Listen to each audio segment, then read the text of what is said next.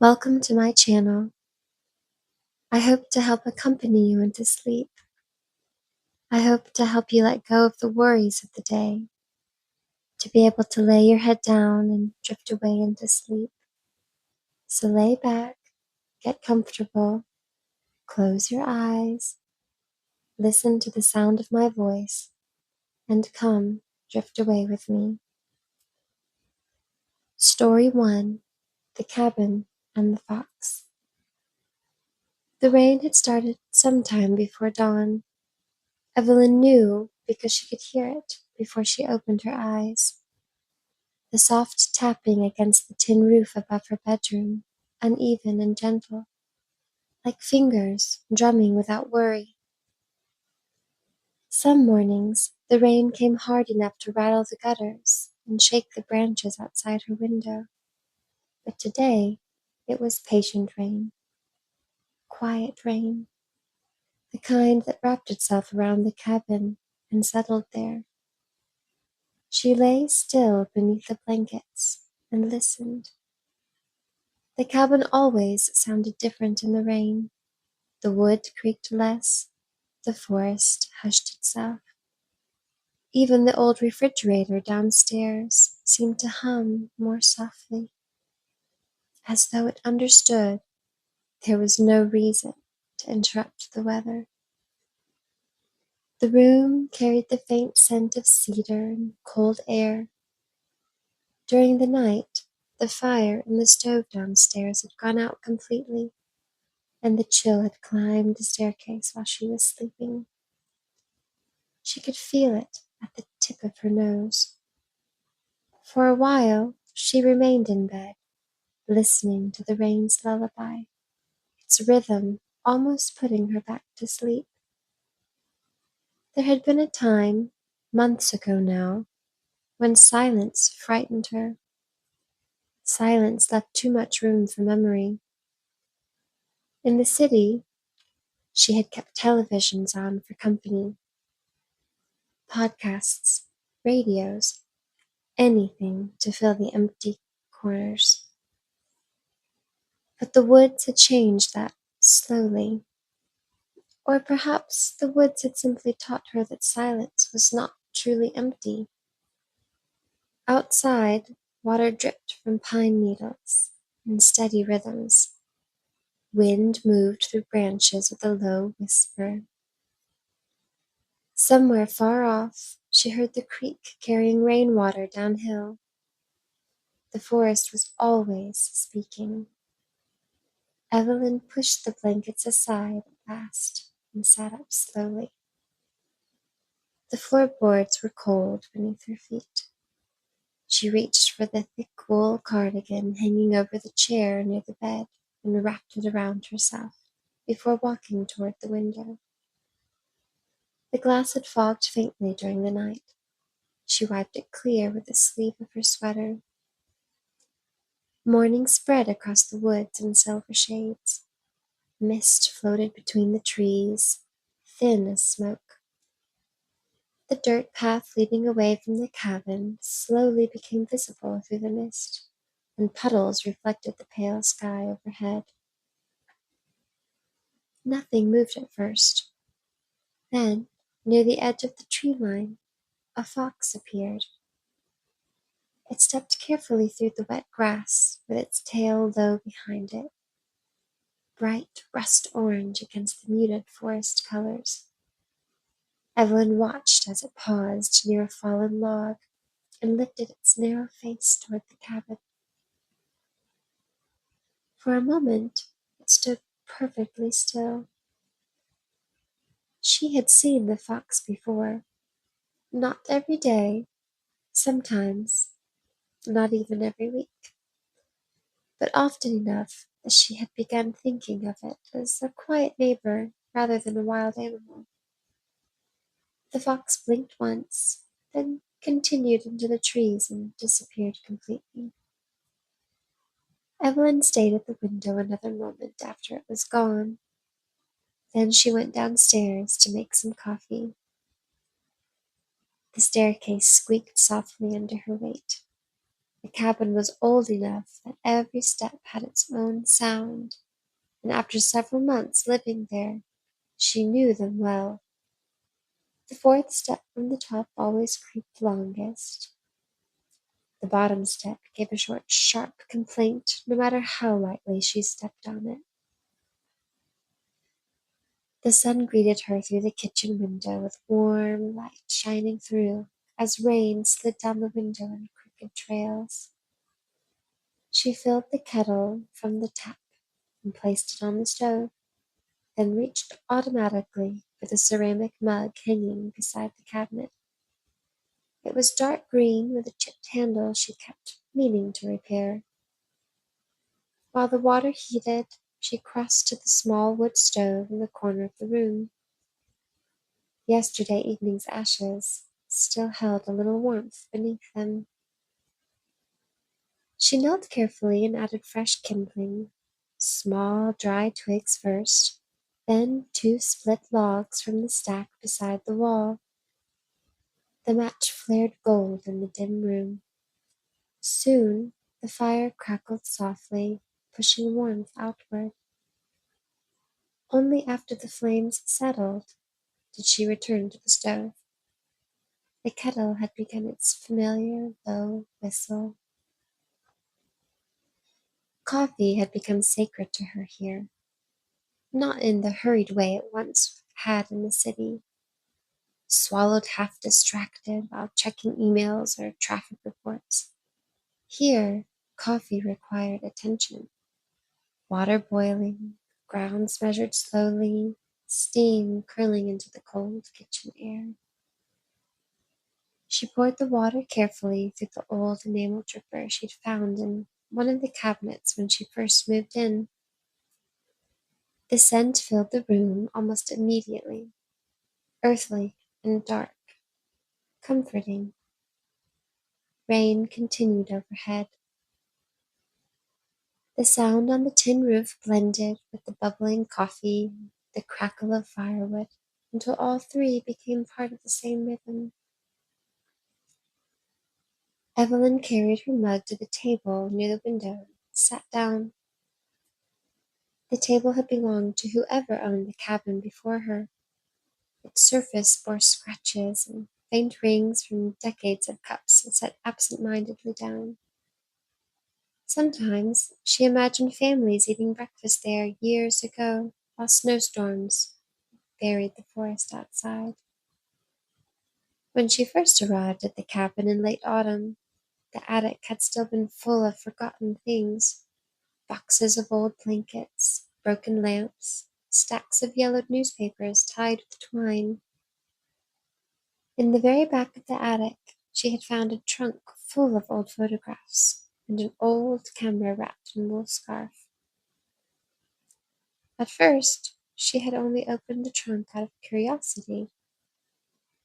She remembered kneeling on the dusty attic floor while rain struck the roof overhead, much like it did now. The photographs inside were mostly black and white. People standing beside lakes, children in oversized winter coats, a pregnant woman smiling in front of the cabin during summer sometime in the late 1960s. Ordinary moments captured perfectly in time. She still remembered lifting the camera out with both hands. It felt like it held memory, not simply the undeveloped photographs within, but the camera itself seemed to hold memory, almost like magic. There had been something intimate about holding an object that once belonged to someone she would never meet. The camera carried tiny scratches all over it. Someone had loved it once. Perhaps they had sat at this same kitchen table, developing film while storms passed through the woods. Perhaps they too had watched foxes in the mornings. At first, Evelyn only cleaned the camera and placed it on the shelf beside the fireplace. But weeks later, she found herself carrying it outside during one of her walks. She photographed frost on branches, fog above the creek, the curve of deer tracks in fresh snow. Nothing remarkable, and maybe that was why she loved it. Photography gave her permission to notice things again. Grief had narrowed her world for a long time. It had turned days flat and colorless. Even beautiful things once seemed distant to her, as though she were observing life through thick glass. But taking a photo required attention. Light mattered. Shadows mattered. The shape of rainwater on a leaf mattered. Little by little, noticing returned. Now the camera rested on the shelf near the front door. Evelyn sipped her coffee slowly while watching rain drift through the trees. The fox did not return. The fire warmed the room inch by inch, and the morning, quiet and gray and unremarkable, continued exactly as she hoped it would. By late morning, the rain began to thin. Evan noticed it gradually. The tapping on the roof softened first, slowing into scattered drops. Then came stretches of silence between them. The gutters stopped overflowing. Somewhere outside, water fell from branches in heavy plunks onto the soaked earth below. She remained at the kitchen table with her second cup of coffee warming her hands. The fire had settled into glowing embers now, and the cabin carried that pleasant, sleepy warmth that only existed after rain. Steam still clung faintly to the windows, though patches of sunlight had begun appearing through the clouds. The change in weather always moved slowly through the forest. Nothing happened all at once. Gray skies faded to silver. Silver faded to pale white. Then, carefully, sunlight filtered through the trees in long, narrow beams that illuminated the drifting mist. Evelyn stood near the window and watched the woods brighten. Everything outside looked washed clean. The pine trees darkened with moisture. Ferns along the edge of the clearing gleamed green and vivid. Tiny droplets clung to spider webs between branches, catching the light like strings of glass beads. For the first time that morning, birds began singing, tentatively at first, then all at once. The forest seemed awake around her. Evelyn glanced toward the camera sitting on the shelf near the door. A hike, she thought, would be nice. Not ambitious, not long, just enough to stretch her legs and breathe the damp forest air before evening settled in again. She dressed slowly, pulling on thick socks and worn hiking boots. She grabbed her rain jacket, even though the storm had passed, and slipped the camera strap carefully over her shoulder. Outside, the air smelled of wet earth and pine. She stepped off the porch and paused a moment, listening. The woods after rainfall always felt softer somehow. Even her footsteps seemed quieter against the forest floor. A cool breeze moved through the trees overhead, sending occasional showers of leftover rainwater drifting down from the branches. Evelyn followed the familiar trail leading away from the cabin. She had walked these woods many times since moving there. At first, only short distances, never wandering far from sight of the cabin. But over the months, her walks had stretched farther and farther outward until the forest no longer felt unfamiliar. Still, there were places she had not yet explored. The woods seemed endless in certain directions. She passed the creek first, swollen now from the morning rain. Water rushed over stones in quick silver currents. Moss-covered logs lined the banks, bright green in the returning sunlight. She paused to photograph the water moving around the rocks, then continued deeper into the woods.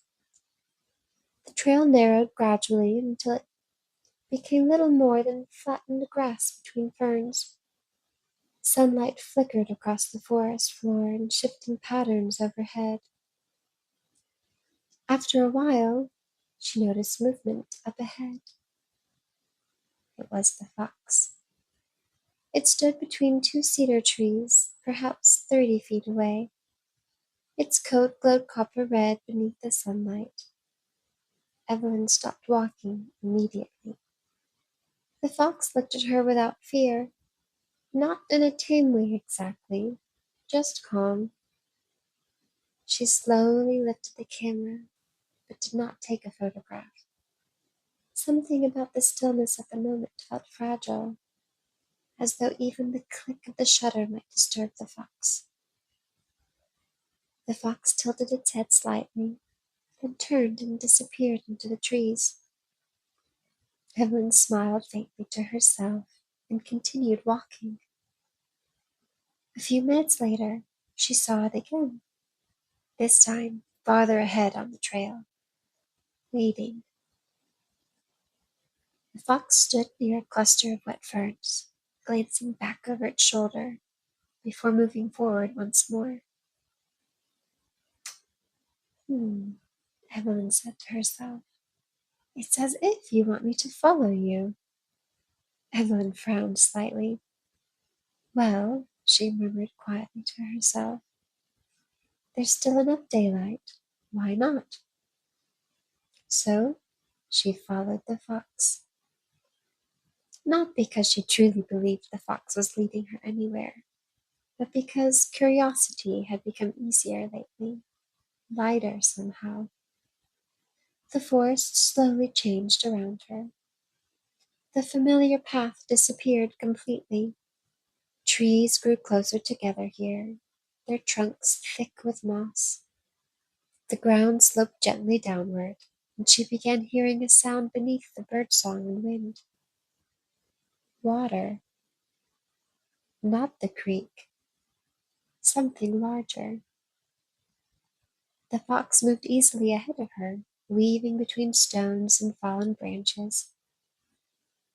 Every so often it paused just long enough to make sure she was still followed before continuing onward. Sunlight broke through the canopy in pale golden shafts. The sound of water grew louder.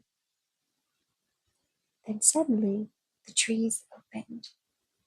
Evelyn stopped. Before her stood a small waterfall spilling over a rocky cliff, perhaps 20 feet high. Water poured in soft white ribbons into a clear pool below, sending mist drifting through the air. She stared in silence. She had never seen this place before. The waterfall was hidden perfectly within the woods, surrounded by stone walls and tall evergreens that shielded it from nearly every direction. Ferns crowded the edge of the pool. Moss climbed over rocks in thick emerald layers. The entire place felt secret, ancient, as though the forest had folded carefully around it. She walked towards the waterfall, stopping to take pictures along the way. As she neared closer to the waterfall, she saw what appeared to be a small, dark opening behind the waterfall. Again, she let curiosity lead her. It was a cave. The fox stood near the water's edge now, looking at her. Evelyn hesitated. The cave entrance remained partially hidden behind the curtain of falling water. From where she stood, she could only see darkness inside. Still, curiosity pulled at her, stronger now. She stepped carefully across the slick stones surrounding the pool until she reached the narrow path leading behind the waterfall itself. Cold mist settled immediately across her face and jacket. The roar of falling water filled her ears. Then she passed through. Inside, the cave surprised her with its size. It stretched deeper into the rock than she expected, wide enough for a person to stand comfortably. The air smelled damp and mineral rich, carrying the faint scent of smoke long faded with time. Someone had been here once. Not recently, but unmistakably. Near one wall sat the remains of an old fire pit surrounded by blackened stones. Rusted tin cans rested nearby, half buried beneath dust and fallen rock. A rolled sleeping mat, brittle with age, leaned against the far wall beside the collapsed wooden crate. Evelyn moved slowly through the space. Her footsteps echoed softly. She crouched near the fire pit and touched one of the stones gently. Above her, water thundered beyond the cave entrance in steady, endless motion. Whoever had stayed here had been gone for years, maybe decades, yet traces of them remained. A chipped enamel cup, the outline of soot on the ceiling, a small stack of firewood so dry it nearly crumbled apart when she brushed against it. Evan Evelyn imagined someone sheltering here during storms, listening to the waterfall outside while firelight flickered against the cave walls. A traveler, perhaps, or someone hiding from the world for reasons of their own. She lifted her camera slowly and took a photograph. The click echoed softly through the cave. When she lowered the camera again, she noticed the fox sitting quietly near the entrance behind the veil of falling water, watching her. For one strange moment, the forest felt less like a place she lived beside and more like something alive that had decided, cautiously, to let her inside.